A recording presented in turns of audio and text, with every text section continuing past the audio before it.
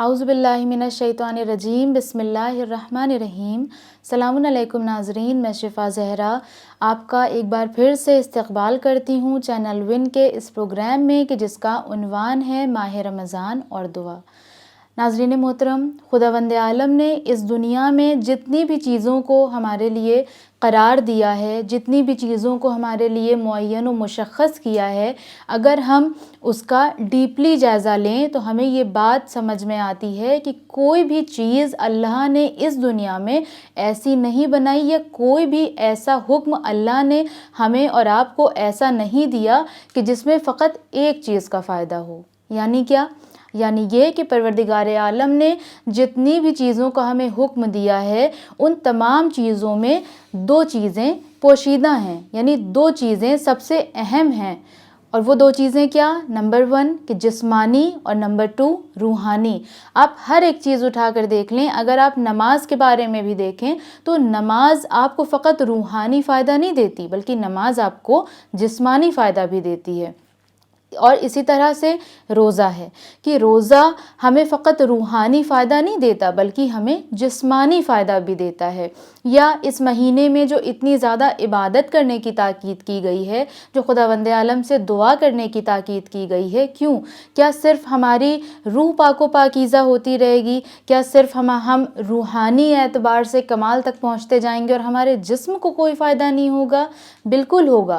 کیوں؟ کیونکہ جب ہماری روح پرسکون ہوتی ہے تو ہمارے جسم کو آٹومیٹک تمام فوائد پہنچنے لگ جاتے ہیں۔ اسی لیے پروردگار عالم نے ہر ایک چیز میں ہم انسانوں کی جسمانی صحت کا بھی خیال رکھا اور روحانی صحت کا بھی پروردگار عالم نے خیال رکھا ہے۔ رمضان المبارک جیسا کہ یہ وہ مہینہ ہے کہ جس میں پروردگار عالم نے قرآن مجید کو بھی نازل کیا، کہ جو ہمارے اور آپ کے لیے اور تمام انسانوں کے لیے ہدایت بن کر آئی، کہ جس میں اللہ کی گفتگو موجود ہے، تو وہ اسی مہینے میں یعنی شب قدر میں نازل ہوا۔ اب اگر ہم بات کریں خداوند عالم سے راز و نیاز کی، خداوند عالم سے دعا کرنے کی، تو اس سے پہلے والے ایپیسوڈ میں ہم نے اس بارے میں جانا کہ ہماری دعا قبول کیوں نہیں ہوتی ہے، دعا کی شرائط کیا ہیں، ان تمام چیزوں سے ہم مختصراً آشنا ہوئے۔ آج کے اس ایپیسوڈ میں ہم اس بارے میں جانیں گے کہ ماہ مبارک رمضان میں ہمیں کن دعاؤں کو پڑھنا چاہیے، کون سی ایسی دعائیں ہیں کہ جب ہم ان کو پڑھیں گے تو ہمیں ثواب بھی ملے گا اور اس سے ہمارے اندر تبدیلی بھی آئے گی اور خداوند عالم سے ایک مستحکم رابطہ بھی ہمارا قائم ہو جائے گا۔ وہ کون سی دعائیں ہیں؟ اگر میں روزانہ رمضان کی پڑھنے والی دعاؤں کی بات کروں تو وہ ہر کتاب میں آپ کو مل جائے گی۔ بالخصوص اگر آپ کو معتبر اور صحیح دعا پڑھنی ہے تو آپ مفاتیح الجنان لے سکتے ہیں، کہ جو دعاؤں کا مجموعہ ہے، آپ اس میں رمضان کے پورے اعمال دیکھ سکتے ہیں کہ اس میں تمام چیزیں تفصیل میں موجود ہیں، کہ رمضان میں آج کون سی دعا پڑھنی ہے، اس کے اگلے دن کون سی دعا پڑھنی ہے، یا منڈے کے دن کون سی دعا پڑھنی ہے، ٹیوزڈے کون سی دعا پڑھنی ہے۔ تمام چیزیں مفاتیح الجنان میں ڈیٹیل میں موجود ہیں۔ لیکن اس کے علاوہ کچھ خاص دعائیں ہیں کہ جن کا ذکر کیا گیا ہے کہ جن کو ہمیں رمضان المبارک میں پڑھنا چاہیے، تو وہ ہمارے لیے بہت اچھی ہوتی ہیں، کیونکہ وہ دعائیں ہماری روح کو تر و تازہ کر دیتی ہیں۔ اور ایسے تو ہمارے پاس بہت ساری مشہور و معروف دعائیں ہیں، جن میں سے دعائے توسل ہے، دعائے ندبہ ہے، دعائے کمیل ہے، دعائے ابو حمزہ صومالی ہے۔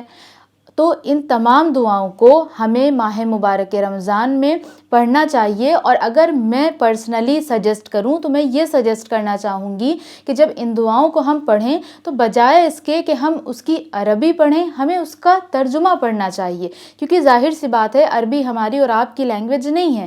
ہم اس دعا کو پڑھتے چلے جائیں گے لیکن شاید ہمیں سمجھ میں نہیں آئے گا، اس لیے بہتر یہ ہے کہ ان دعاؤں کا ہمیں ترجمہ پڑھنا چاہیے، کیونکہ جب ہم ان دعاؤں کا ترجمہ پڑھنا شروع کرتے ہیں تب ہمیں سمجھ آتا ہے کہ ہم اپنے اس رب سے کیا کلام کر رہے ہیں، کس طرح سے ہمارے امام ہمیں خداوند عالم سے گفتگو کرنا سکھا رہے ہیں۔ تو ترجمہ پڑھنے کا یہ فائدہ ہوتا ہے کہ ہم خداوند عالم کی بارگاہ میں مانگنے کا، اس سے راز و نیاز کرنے کا سلیقہ سیکھ جاتے ہیں۔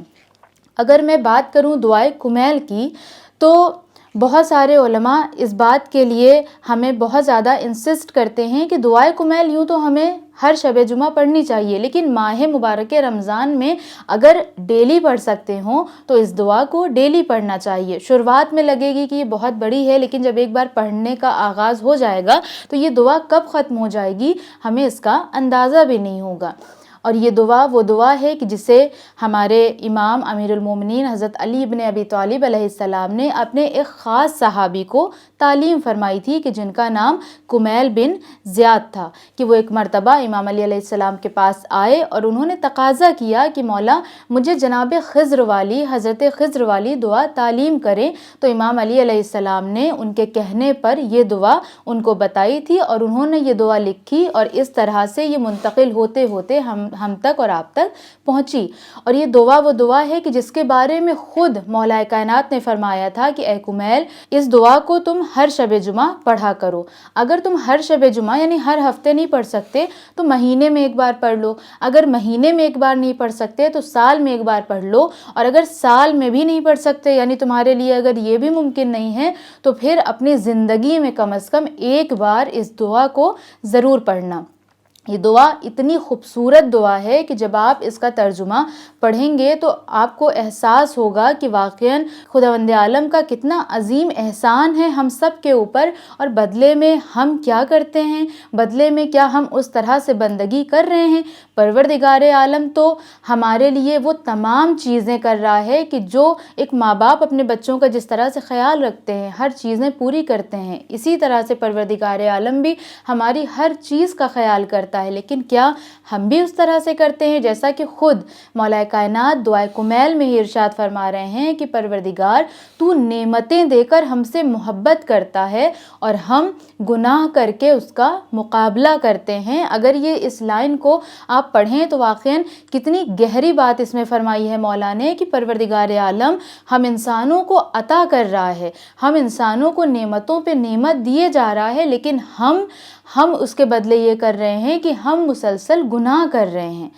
پھر آگے مولا فرماتے ہیں اسی دعا میں، دعائے کمیل میں، کہ فرشتے ہر روز کاغذ قلم لے کر ہمارے اعمال لکھتے ہیں اور تجھ تک پہنچاتے ہیں، لیکن تو اس طرح سے کرتا ہے کہ جیسے تجھے اندازہ ہی نہ ہو، تجھے کچھ پتہ ہی نہ ہو۔ ایک طرح سے مولا یہ کہنا چاہ رہے ہیں کہ تو اگنور کر دیتا ہے ہمارے جو گناہ ہیں، ہم سے جو مسٹیکس ہو جاتی ہیں، اس کو تو اتنی توجہ نہیں دے رہا ہے، تو اس کو درگزر کر دیتا ہے۔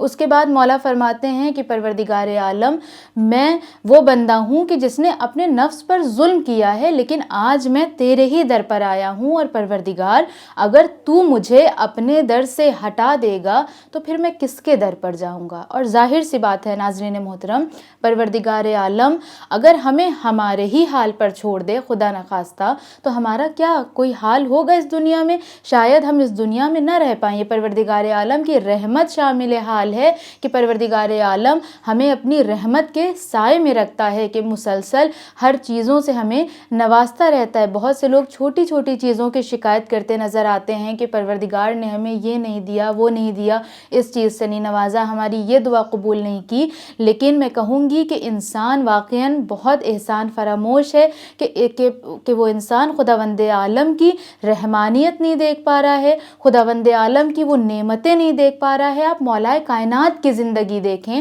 کہ جن کے ہم اتنے فضائل پڑھتے ہیں، جن کو ہم اتنا مانتے ہیں، کہ انہوں نے اپنی کیسی زندگی گزاری۔ مولا کائنات کی زندگی تو غربت سے پر تھی، کہ مولا کائنات اتنی بڑی حکومت کے خلیفہ ہونے کے باوجود بھی آپ نے کبھی اپنا خود کا گھر نہیں بنایا، بلکہ زندگی بھر آپ عاریت کے مکان میں رہے۔ تو آپ سوچیں، لیکن اس کے باوجود بھی کیا مولا نے کبھی شکایت کی؟ نہیں، بلکہ دعائے کمیل آپ پڑھیں کس طرح سے مولا خداوند عالم کے آگے گڑ گڑا رہے ہیں کہ جیسے معاذ اللہ مولا گناہ گار ہیں۔ کیا مولا سے کبھی کوئی گناہ سرزد ہوا ہے؟ ہرگز نہیں، بلکہ یہ مولا کی ایک ظرفیت ہے، یہ مولا کا ادب ہے اپنے رب کے سامنے، کہ وہ اپنے رب کے سامنے خود کو کتنا زیادہ کمتر سمجھ رہے ہیں، اور دوسرے عنوان سے ہمیں بھی سکھا رہے ہیں کہ دیکھو اپنے رب کے سامنے کس طرح سے جھکا جاتا ہے۔